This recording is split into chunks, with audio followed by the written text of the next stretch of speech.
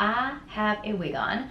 It is a lace front wig, and this is from UniWigs. There were a few reasons why I wanted to do this. One was because I was going to a party that was a themed party, and I was like, oh, I really want to have long, sleek black hair a la Cher in the 1970s.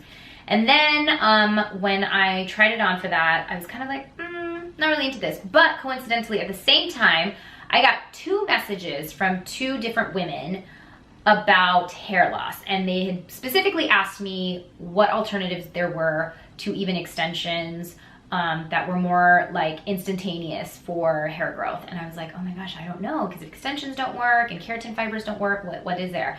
And one girl said that she was experiencing a lot of hair loss because of pregnancy hormones. And so I was like, oh my gosh, I remember that. You just lose a lot of hair. I came across so many women, I don't know if it was stress induced or what, but they had a lot of baldness, like in different patches and different parts of their actual hair. And so for them, you know, it was something that really, I think, took a toll on their confidence, especially on a big day like your wedding day. And the hardest thing was that if it was bald in certain spots, especially directly on the scalp, it was really hard to put extensions there because your extensions have to clip into something, right? So it has to clip in onto actual hair. So that presented a huge obstacle. And then 2, if it's more than just a little bit of baldness and the hair is very sparse, putting like even keratin fibers on it, it doesn't look real. So I wanna go through this step by step as to what I did. It wasn't that difficult at all.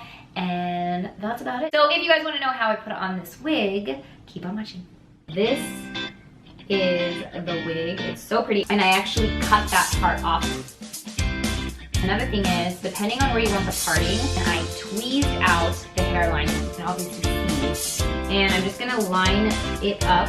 As you can see, what I was talking about is, this is the hairline of the wig. There you go. Yeah.